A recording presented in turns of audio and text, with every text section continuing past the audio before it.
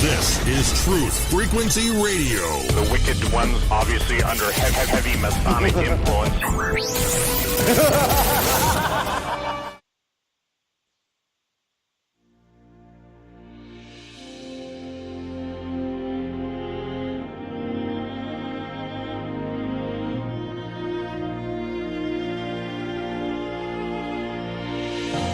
Welcome to Spirit's Journey, coming to you live on Truth Frequency Radio and simulcast on Oneness Talk Radio. Your hosts are Patrick and Catherine Andrews. Join us each week as we explore a wide range of metaphysical topics such as dreams, astrology, intuitive readings, and life purpose. You'll receive practical guidance so that you can live your most awesome life. Learn more about what we do at intuitiveschool.com and connect with us on Facebook at Spirit's Journey Radio. Welcome to Spirit's Journey. We are coming to you live on Truth Frequency Radio, your protection from deception.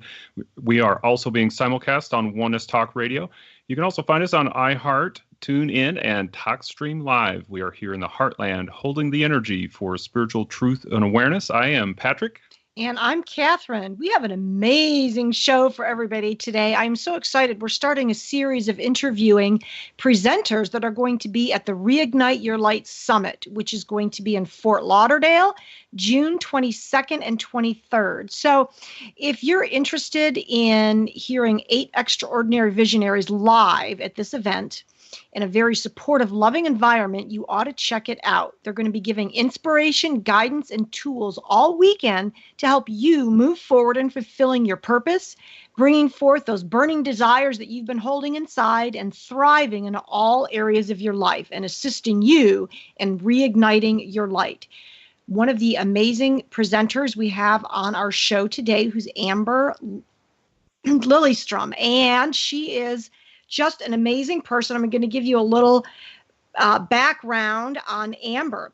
So Amber Lilyestrom, she is a transformational branding strategist and business coach, author, and speaker. She's been featured by Entrepreneur and Working Mother magazine and is the host of her own Amber Lilyestrom Show podcast. She's the creator of the Ignite Your Soul Summit. It's an annual live event in Portsmouth, New Hampshire, and multiple life-changing online programs. Her purpose is to help entrepreneurs turn their passions into heart-centered brands and thriving businesses. Her mission is to empower women to position themselves as sought-after experts and thought leaders through the creation of an online brand presence. Her transformational mindset work sets her apart in an industry focused on a strategy-first, inner work later approach. She's worked with thousands of women worldwide, building a 7-figure business from home, while also homeschooling her daughter with her husband and business partner, Ben. Amber spent 10 years working in collegiate athletics marketing before launching her own business. She managed the University of New Hampshire Wildcats brand, taught sports marketing, and mentored student interns. She was recognized as one of the top sports marketing professionals in the nation and left her corporate career after a near-death experience that served as the catalyst for her to transform her life from the inside out. Welcome, Amber. Thank you, Hi, Catherine. Amber. I'm so excited to be here. So I want to know, what did life look like growing up for you? Well, life growing up, I'm from New England, so I live in New Hampshire, and I had a pretty idyllic childhood, but I did have some trauma that kind of kicked everything off, and I think it's an important part of my story to speak to. And I'm not certain if you guys know this, but when I was very, very young, when I was 3-4 years old, I was sexually molested. And after that, I was basically just working with therapists and detectives in the court system and testifying against my abuser. And it was a process. It was very tumultuous and very traumatic for such a young person. And really in sort of the way our brains develop at such a young age, it was difficult for me to manage. But I was blessed to have parents that believed me, that honored my truth, that stood behind me, who fought for me, and that's not always the case. Unfortunately, sadly, with sexual abuse, which is such a prevalent challenge in our world. And I think what really came out for me at that time in my life was this tenacity, I guess, this courage, this knowingness of myself that had that experience not occurred, I wouldn't have known myself maybe as deeply as I do. And I very remember distinctly one particular day, since we are on, this is what we talk about on this radio show. And I remember feeling like Spirit was talking to me, and I was just sitting there playing my Barbies. And I remember thinking, this is kind of weird. I can feel like I can see the universe right now, but okay. And I heard this voice say to me, this didn't happen to you for nothing. And you're here to share your story, and you're here to help other people who don't know how to share theirs or don't have the courage to. And I remember I just kept on going and playing my Barbies. And, but I had this inner truth. It was this inner knowing and this resiliency that kind of just has fueled me all the days of my life. So that was a very foundational part of my childhood, and it served as a springboard for my life to come. I grew up in the woods of New Hampshire, playing barefoot, running outside, catching frogs, and with my younger brother. I became a soccer player, and ultimately in my teen years, worked to earn a college scholarship playing soccer, and I ended up playing at the University of New Hampshire. I went on there, and I was the captain of the team, and after graduating, I got a position as a marketing coordinator with zero benefits, $20,000 a year. And I literally felt like I was the wealthiest person in the world because I had never made that much money before. And my job, it consisted of like shooting T-shirt cannons and organizing events, playing music, being the DJ, managing on ice and on-field promotions. And I felt like I hit the jackpot with the best job in America. So, wow.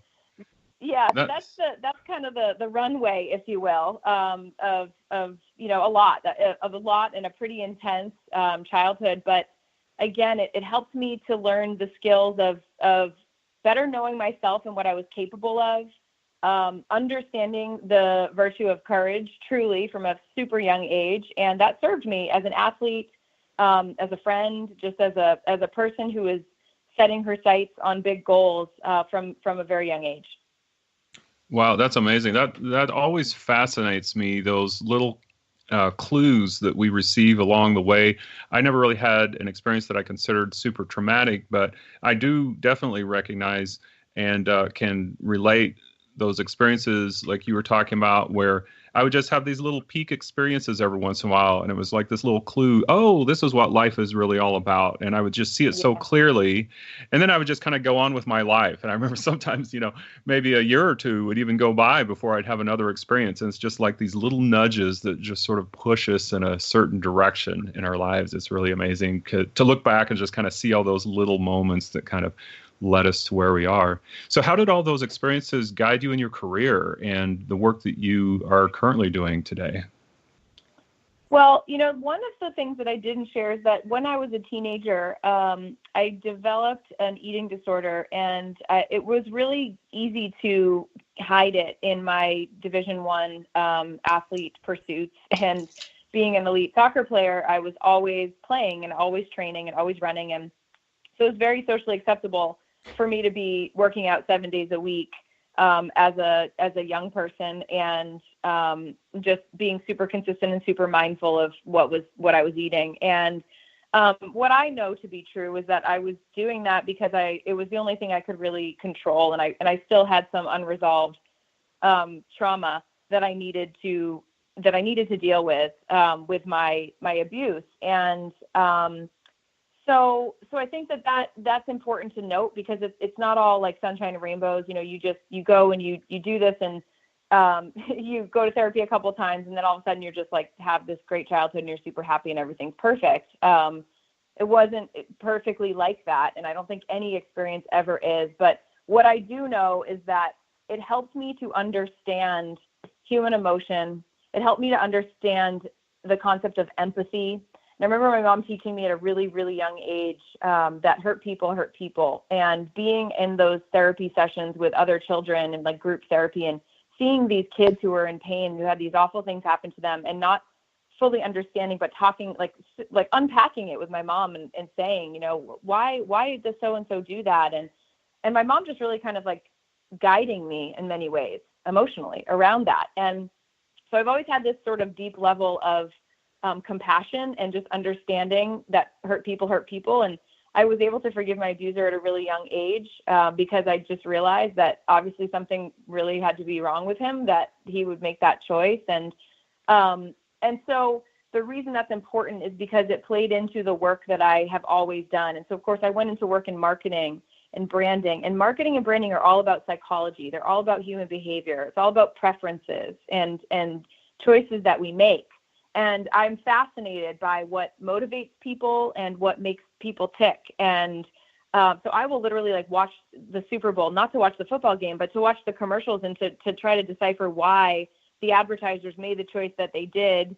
And also just how it plays into brain science. And like I geek out on all that stuff. And so I went into this profession and didn't even realize I was an English major, you guys. So I wasn't necessarily training for this position, but it just was gifted to me. It was amazing. And I did that job for those 10 years, and I was mentoring students, and I was helping them on their pathway and helping them find what was right for them post-graduation, what job, what career, is this internship right for you or not? I don't know, but let's develop some skills. Let me be a reference for you. Let's find your way on your path so you can choose what's right for you in your life. And I was doing all the kind of coaching work that I do even with my clients now, back then, and also with my colleagues and with my teammates. And so it's really interesting to look back and see how my work was already in play in my previous profession and in different seasons of my life, and how it's now translated into the way that I serve today and the way that I'm, helping the clients in various capacities. Wow, that's awesome. So one thing I wanted to step back a little bit, because I think it's a really important point. You were talking about forgiveness and how you were able to forgive your abuser at an early age. That seems like such an important part of our spiritual journey in this life, and yet it's also something that people so commonly struggle with. In fact, we have Michael Rice coming on next week. He works a lot with forgiveness work. Do you have any insights that you learned that help you through that process that maybe somebody listening in can apply in their life? Yeah, at its core with forgiveness work, as we know, and it's difficult because we're speaking to it at like a more sophisticated understanding and age and stage, right, as we're having this conversation. But if I can think back to that former version of me, the Four Agreements book was a huge help. It was, a beautiful read on the journey to help me really kind of like put down that sword. But most of all, what I realized was projecting my pain onto someone that was never going to change was only causing me greater suffering. And I think I learned early that the only person that I had control over was myself. And, being an athlete, that's something you learn pretty quickly on. No one is going to go out on the field and do your sprints for you. No one is going to go on and make sure that you can kick long balls so that when you're, at the field, you can kick the ball to your teammates when there's a goal kick. Just all of those, I learned those things early from both my parents are athletes. My dad is 74 years old, and he still competes in kayak races and ski races. And he's always had that discipline. My brother was a Division I athlete as well. He pole vaulted and was the captain at UConn and was the Big East champion. And so that athleticism piece has been a huge part of our lives, but it's also like therapy for us. It's mindset training for us. Sports psychology is very important to me. So I think that it was like a real blend of all of those things, of recognizing that I needed to free myself, and I also had to be disciplined enough to do that work personally in order to be the person that I wanted to be in the ways that I was interfacing and connecting with others in my life. That is so huge. The lesson that you can't control other people, so we can't expect them to feel sorry or make reparations or whatever. We can only control ourselves. That's awesome. And just realizing that puts the power right back into our hands. Michael Rice likes to say that when you're holding a grudge against somebody, it's like you're drinking poison thinking you're hurting the other person. And when we look at the biology of the body, when we look at the brain and everything that's happening, the chemicals that you're sending into your body when you're angry and holding on to resentment and stuff, you are literally poisoning your body with all those chemicals that you're releasing with the anger and all of that. It's really very true, very true. And now I've had a lot of interesting metaphysical experiences, but I've never had a near-death experience. And I was reading that is something you experienced back in 2013. And so if you're willing, I would love for you to share with us, what you experienced and how it shifted your life.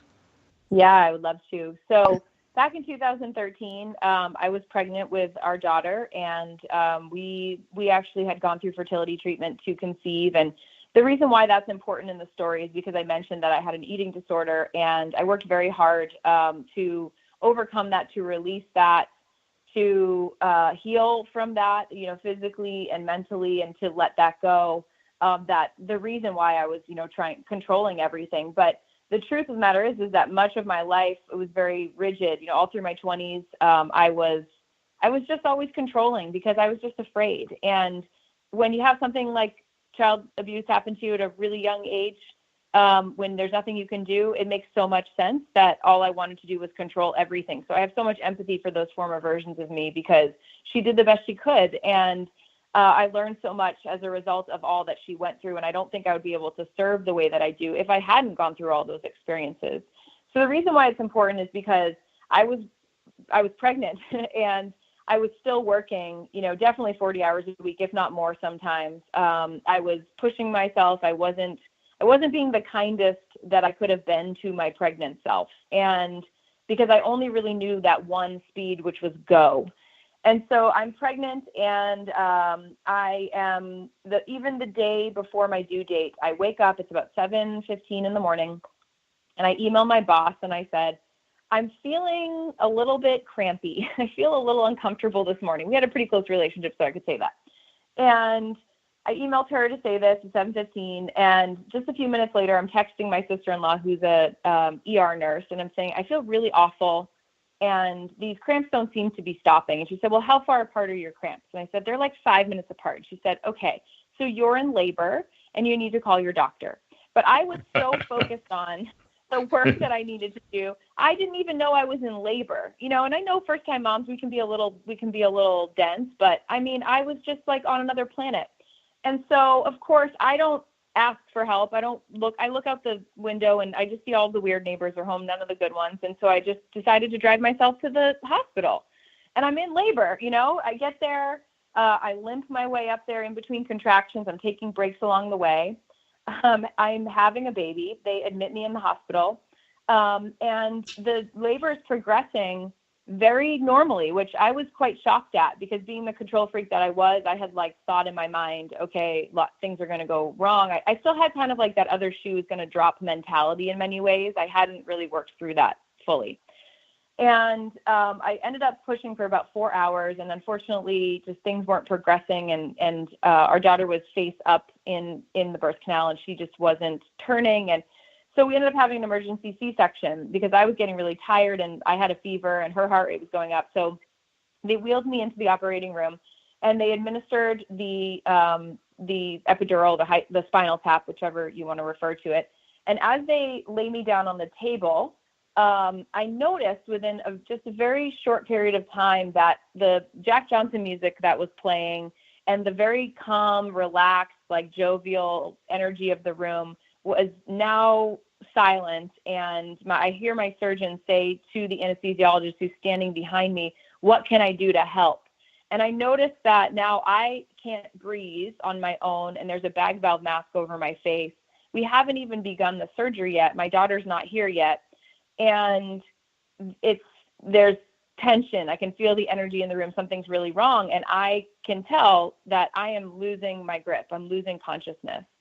And before I know it, I blacked out. And I had this experience of just being completely enraged in that moment, in this like space between motherhood and what I'm now realizing might have been taking my last breath. And I am enraged because I realize that I see it so crystal clear that the things I wanted in my life, to be a mother, to speak and to serve and to tell my story, I'm not doing it. I was not doing it. And I felt this incredible clarity that I've never felt before in my life of, this is what you were here to do and you're not doing it. And fortunately, the beautiful thing that happened next was I suddenly had this sort of bird's eye view vision of my husband in the room where we had been earlier, and he was looking through the camera settings in his scrubs. And then I could see my parents out in the little waiting area. My dad was sitting there fiddling with his camera, and my mom was pacing back and forth, and there was something on the TV about some sort of natural disaster that was happening. And I remember seeing everything so vividly. And then I could see myself in the operating room with everybody moving around me.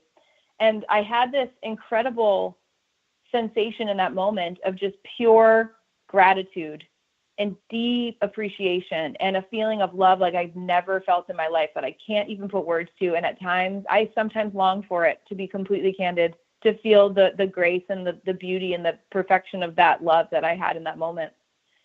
And what happened then was I said, God, if this is your will for my life, it was like in an instant, I knew everything was going to be okay. I knew that my daughter would be okay, that she had the best dad that she could ever had. She has the most amazing grandparents. I knew that everything was going to be okay, and I completely surrendered. And I just said, okay, I surrender. And it was as if a switch had flipped in the room. And suddenly, as I fully surrendered in that moment to love, I opened my eyes. I was breathing fully again. The mask was off my face. I heard the anesthesiologist yell to the surgeon who was standing on my left hip, go, go, go, go, go. And she started the procedure. And within a few moments of pressure and feeling like I was being split in two, my daughter emerged into the world. And I was changed. Everything had changed, even though I had no vocabulary for it and no, feeling of true confirmation from anyone else. But I knew that this was my life, and I was now here to live it. And my husband came and joined us and got to meet our daughter, and I wasn't able to really unpack it for a while, but I felt like I had a visceral cellular shift in my body and in my soul. Wow, it definitely sounds like you did. I was just feel like I was reliving that experience with you. You told it so vividly. That's very interesting. Oh my gosh. So what happened after that? I mean, how do you incorporate that experience into your life? Yeah. Well, I had 3.5 months off actually because of the C-section for the first time in my life. And truly, those 3.5 months were the first time in all of my life that I had stopped, that I was not on the email, not racing and doing sprints and working out and pursuing something.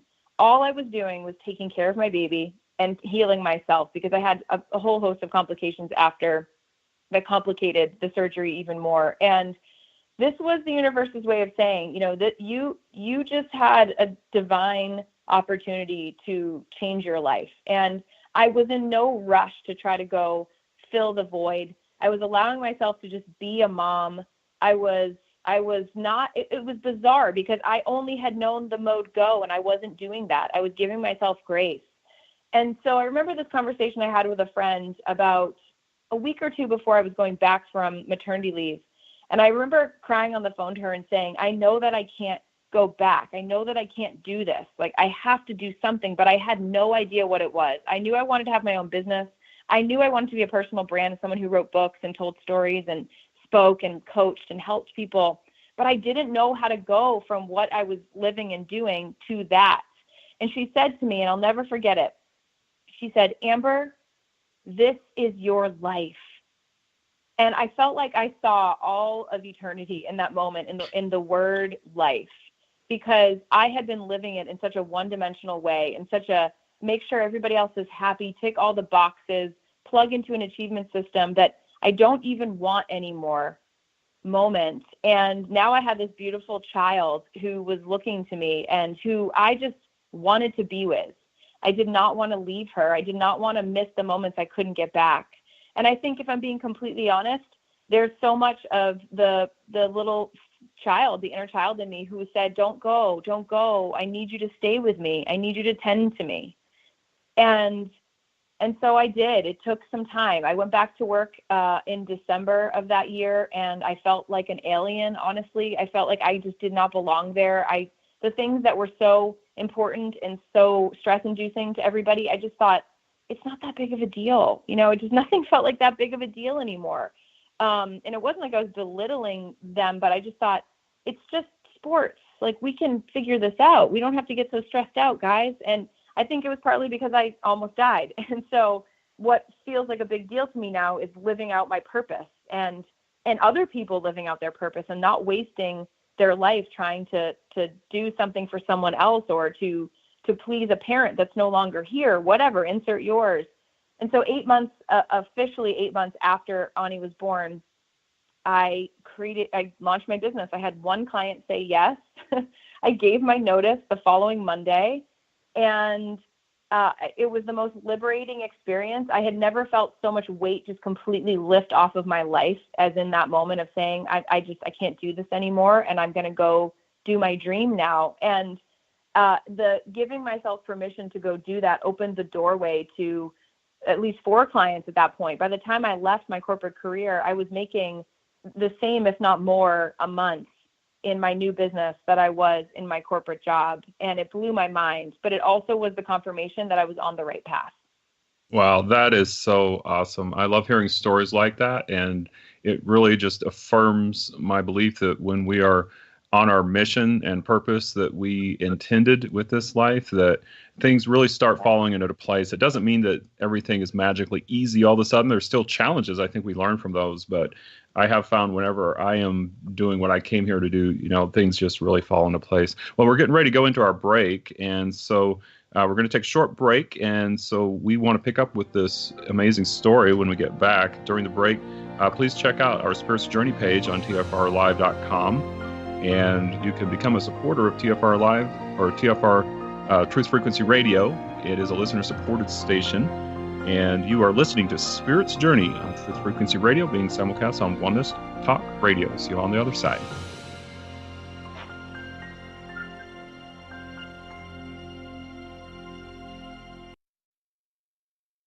No hate, no hype, no fear. We are TFR Frequency Radio.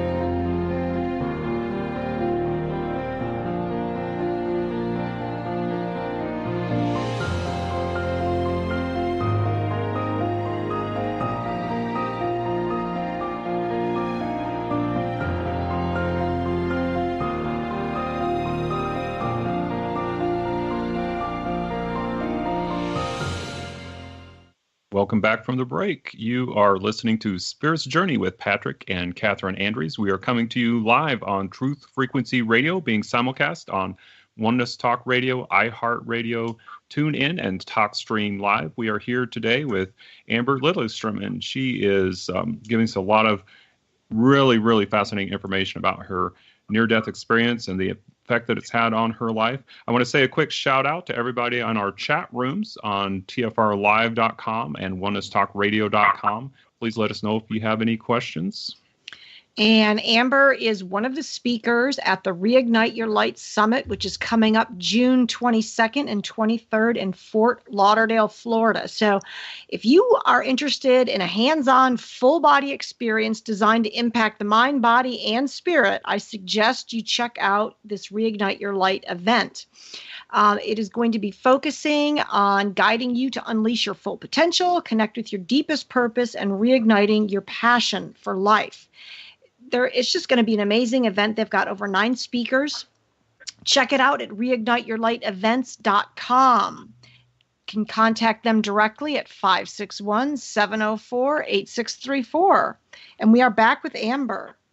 All right, Amber, I have a fun question to kick off the second half of our show. So I understand your brand touches the lives of thousands of people all over the world. So you have a lot of influence in people's lives. So let's say you had a magic wand. So what would be the one thing, if you had your magic wand, that you could impress upon them all?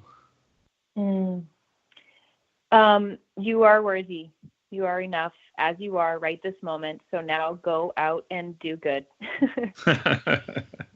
So simple and so true. You don't need to earn it. You were born with it. And I lived many years trying to earn it. And it's taken me a long time to figure that out. But it is the message, I think, that underpins every teacher there is. It's that we're all worthy as we are. And the work that we do to try to lose weight or get the right relationship or, insert your thing here to get there, have more money, it's never going to help you feel that sense of appreciation that you have for yourself. That is the greatest gift you could possibly give to yourself and the world.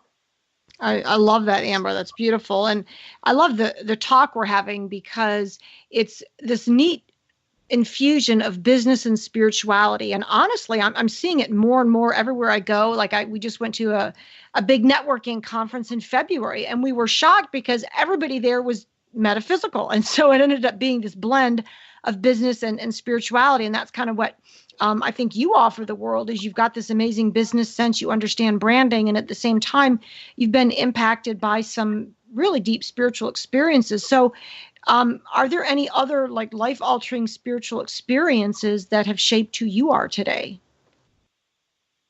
Oh, I think those are the key stories. But I've also been guided to be, nature is a huge part of my spiritual experience. And as I was sharing with you before we hit record today, I live on a lake, and this lake that I live on, actually, my husband and I were dating, I think 8 years ago or so. And we were visiting with friends who live on this lake, and we went out for a kayak with them. And we paddled around the bend, and there was this house that had a for sale sign on the tree. And I remember like paddling up to it and thinking, well, I had always wanted to live on a lake. I grew up going to Lake Winnipesaukee. My grandfather had a cottage up there, and he was an activist for protecting the birds up here in these northern lakes region area called the common loon. And they're these beautiful, incredibly spiritual, incredibly mystical birds that live on lakes, and they have this haunting call. And if anybody knows loons, they know what I'm talking about. And so I always wanted to have this experience where I could live on a lake and grow up, waking with my child essentially, and wake up in the morning and hear the loon. And it just was like my total dream. So anyway, we paddle up to this house, and people are outside and they're barbecuing. They said, your house is for sale. Now, mind you, Ben and I are dating. We are in no place in our life or relationship to purchase a home.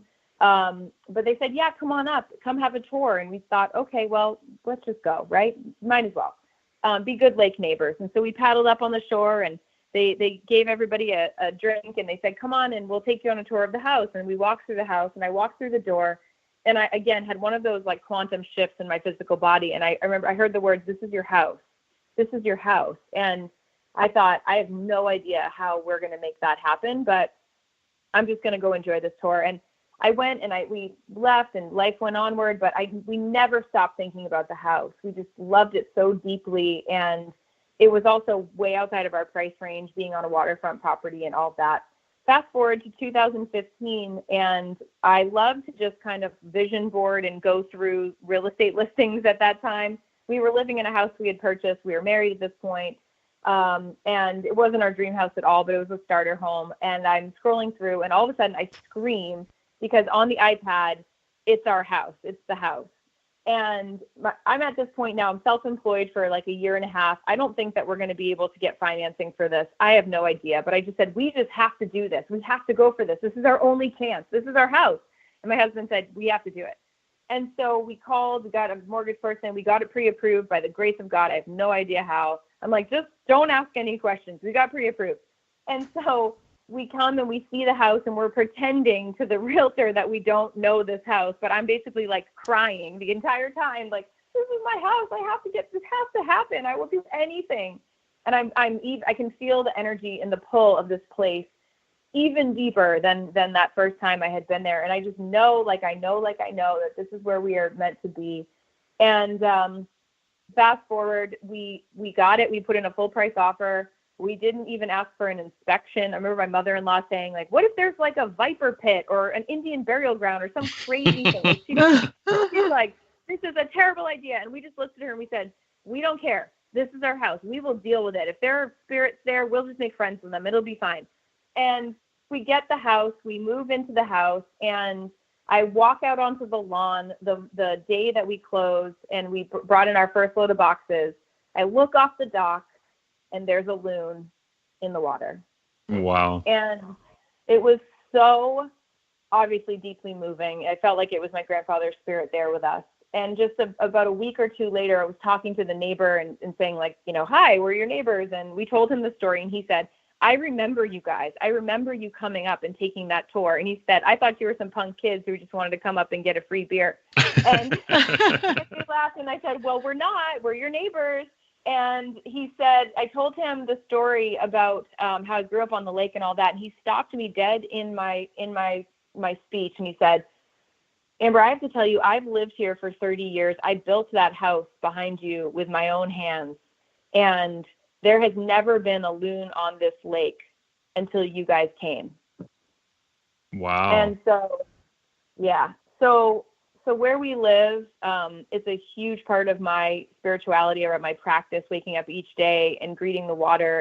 And we have bald eagles. We had a great blue heron this morning. I just am so connected to the spirituality of birds and the meaning of birds and being in their presence. And I love just being on the water. It's just so sacred. So I think for me, it's something I've had to honor. I was living in a place that had no trees before, and I felt like I couldn't breathe there. And I listened to my body. I listened to what my spirit was saying, and I honored it. And there was really no confirmation that we would be living in this house. It was a stretch for us, but all of the things aligned. And so the message I think that I've learned from that is, you know, when the things are lining up, you have to just keep trusting. You have to just keep saying yes. You have to keep taking those steps because you just never know where it could lead you. Right. It's getting out of the way and not worrying about the how, because I know if I have a dream or I want something, the minute my conscious mind starts thinking about, well, how is it going to happen? You know, that immediately, puts the brakes on the whole deal, because of course the conscious mind's going to kill the idea because, well, that's not possible. So Right. you obviously we're totally aligned, and that's so wonderful that you have an environment that supports you. Yes, and it does. And it's uniquely me. And I will say that there have been times where I thought, man, you're building this business and you have all these friends who live in big cities. You know, they're in LA and New York, and I go and I do the meetings and I, say hi to everybody. And then I get on that plane with a full heart and so much gratitude that I get to come home and be barefoot on the dirt and get out on the lake and the water. And that is my joy. It's my happiest place to be, is out there, truly connecting to God and spirit, just being out on that water and knowing also that my child is going to get to grow up having this incredibly sacred place to call her home and to learn and grow with. One of the things I loved about your story is that you had a naysayer there who, one of the things that I think is fascinating about the naysayers is that so often they think they're really helping you out and trying to look out for you. But what it winds up doing is it's like this obstacle or this challenge that you have to move through on the journey. And so it's almost like we're all on this personal hero journey where we have this vision, and you had the foreshadowing of what you could have, and then the house, you came back to it, and then you had this opportunity to chicken out and say no, because, oh my gosh, What if there's this den of vipers in this house, But it's like you met that challenge, or you reaffirmed, no, this is it. We have faith, we trust, and then everything ended up working out for you. Those kinds of stories are amazing. But I've seen that in my life and our students, and it's just amazing. And I'm sure I've probably been somebody's naysayer at some point. And, I never intended to shatter somebody's dream. I probably thought that I was looking out for their best interest at the time. And so I don't think the naysayers, they aren't malicious, I don't think, most of the time. It's just they're trying to do their best and looking out for us. But personally, it's like those are these little personal challenges that we have to move through. It's almost like a test. It's like, are you really committed to this? And then as we move through those. So true. That's so true, Patrick. And I think the key is this is what always helps me with when I have those experiences. I think about the person and what they're offering for their advice, and know that it's coming from a place of love, because obviously it was, but also looking at, what does this person want? What is their dream? And is their dream my dream? And if it's not, or it's not even in the ballpark, then why would I be taking notes or comparing what it is that I want to create with someone who's just got a totally different worldview in how they want to do their life? It doesn't make sense, for us to do that. But we were raised to listen to what our parents say and to do what our parents say. And at the end of the day, I ask my clients all the time, I love that your mom is so supportive and she's really wanting to help you vet through if this is a good choice for you. But let's talk about what your mom's career aspirations and goals are and what her big dreams are, and if they line up with yours. And if they don't, then we're going to really have to, this is going to be a challenge and an invitation for you to really stand in the truth of what is right for you on your life journey. Oh yeah, that is so true, and that's such a great suggestion for everyone who's listening who can use that. I think that's a great perspective. So I know you have a lot of cool things going on in your life right now. So what is it right now that you are most excited about? I am so excited about the events that I have the opportunity to be a part of. And as I mentioned to you guys, I'm hosting a live event the end of April that's already sold out, the Ignite Your Soul Summit.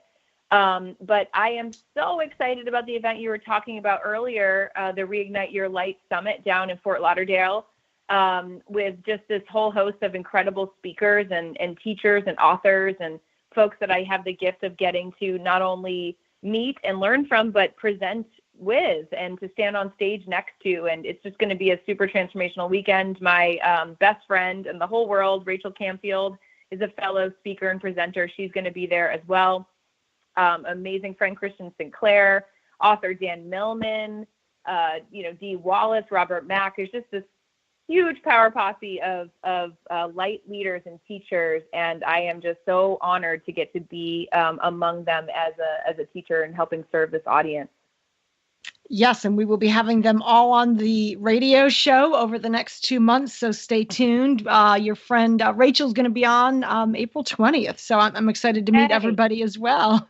So with the work that you do, what would you say are the top 3 trends that you see in the clients you support in terms of self-limiting beliefs? Because we were just talking about the naysayers and, I can't do this, it'll stop us in our tracks. So what are the 3 biggies you're seeing? The one is they're actually like behaviors that tether to the beliefs, right? So one is, who am I to? So they compare themselves to the people they see on Instagram, that they follow, they scroll on social media, and they just create this little story in their minds that their story doesn't matter, that they can't do it the way that so-and-so can. And so what's the point? Who am I to be the expert? And, we know the answer to that one, right? Who are you not to be? The Marianne Williamson quote of shining our light so brightly. And so I'd say that's number one, is just there's a lot of that mind racket, if you will, of the comparison-itis. The second would be really struggling with money and with abundance. But again, everything comes back to the value we place on ourselves and our willingness to invest in ourselves, our willingness to take a bet or to take a leap as it relates to what our dreams are. So that I say that in this industry is one of the biggest challenges. And, you see the people of the greatest success are the ones that say, I don't know how I'm going to do this. I don't know how this is all going to work itself out, but I'm going to go for it anyway. And they're brave with their money because they trust that we live in an abundant universe, and they know that it's going to even itself out, and they just have to lean into that. I think the third is that there's a lot of programming about, expecting the worst. It's like this self-protection mechanism, if you will. And I'm a huge just supporter and student of Abraham Hicks' work. I've actually been in the hot seat before, and Abraham's work is just so profound in reminding us of what the whole point is. What's the point? What's the purpose of life? Okay, to feel and experience joy. But most of us don't think that. Most of us think that the purpose of life is survival. And so if that's your orientation and you're coming into your business, you're coming into your relationships, you're coming into your motherhood, insert yours here, as I always like to say, you are already kind of starting with the cup half full. And so if you come into your business thinking, I just need to, I have to do this so that I can survive, so that I can try to make money, which I don't even believe that I can, so that I can prove that I'm worthy. Oh, sister, we've got work to do, and it's a beautiful invitation, but it just takes time. It takes time to reprogram those beliefs because they're neural pathways in our brains that have been trained for decades, and they can change in a miraculous moment. There's zero question about that. But it takes commitment, and it takes an openness and willingness to do that work.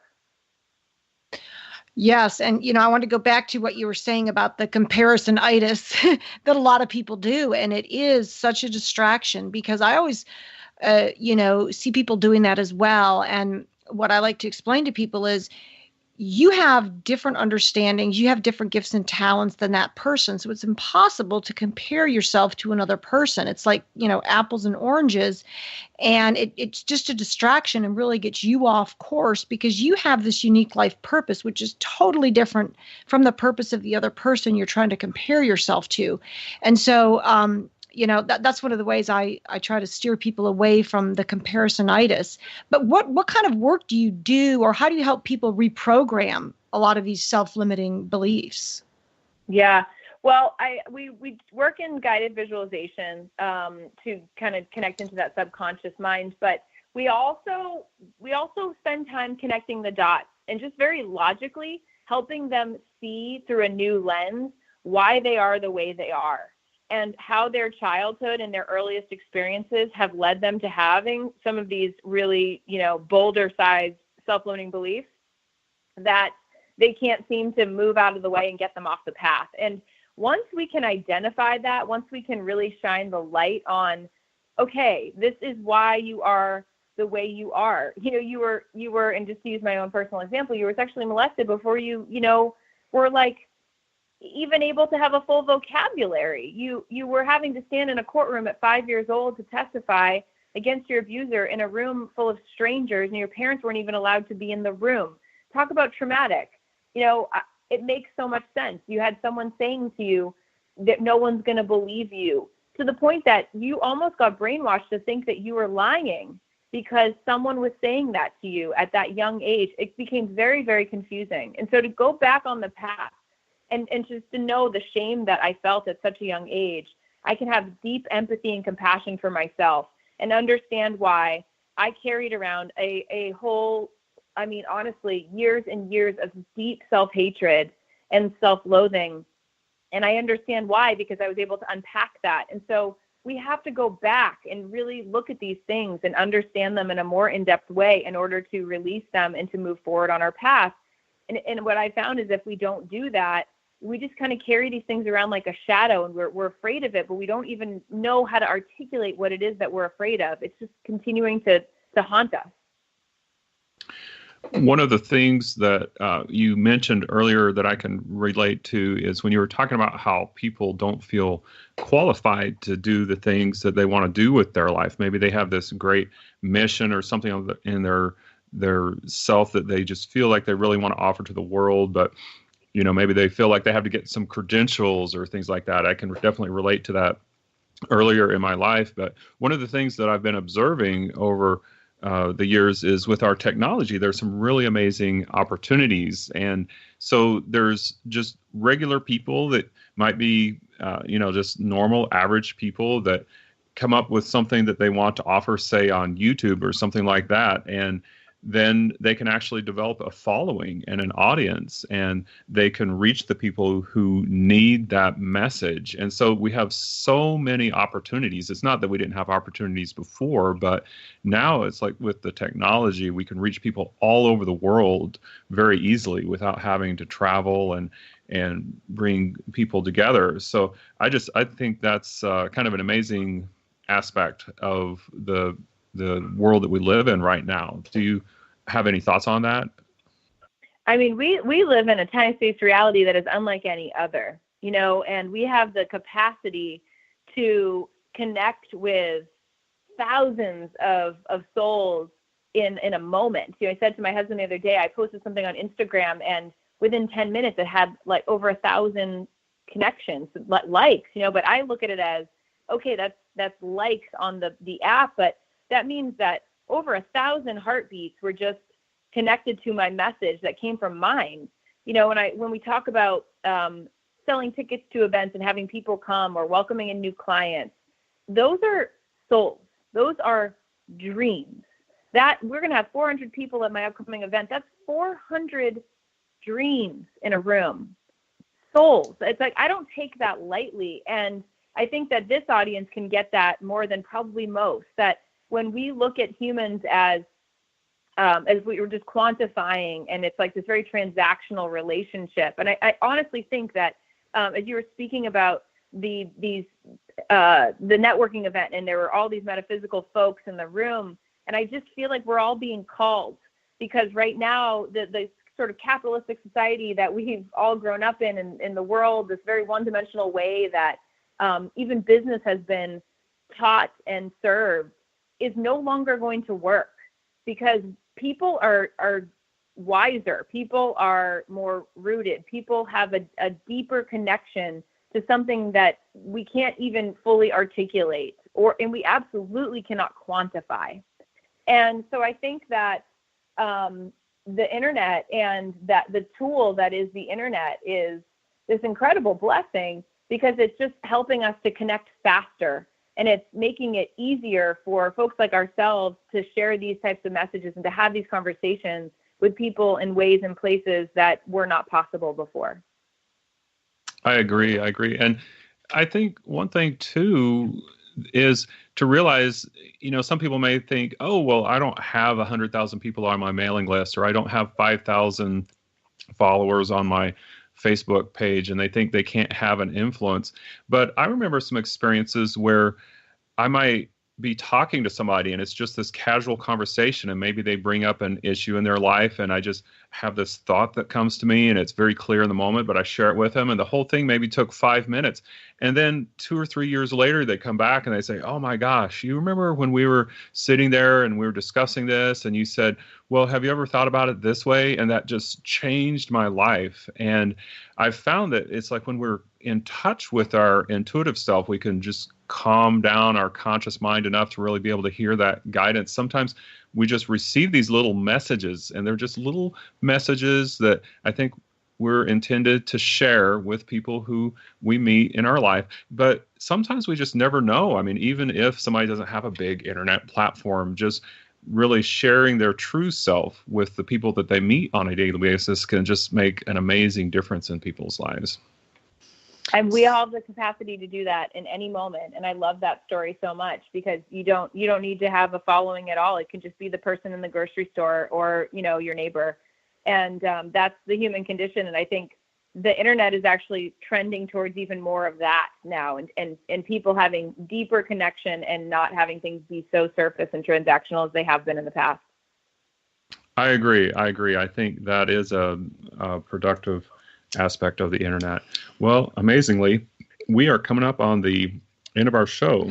And so, Amber, you obviously take people through some amazing journeys with your client work. So how can people get in touch with you if they want to work with you on their branding and business?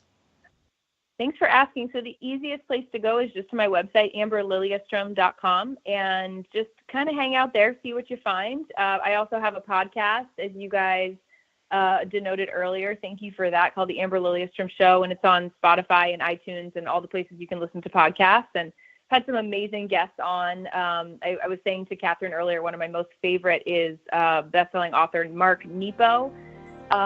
He wrote the Book of Awakening, and he's absolutely incredible. And I highly recommend you listen to it. All right. Well, you've been listening to Spirit's Journey. We love having you with us. And just because the show's over doesn't mean we have to lose our connections. So please connect with us on Facebook at Spirit's Journey Radio. Be sure to like our page. And have a wonderful week. I'm Patrick Andrews. And I'm Catherine. We'll see you next week.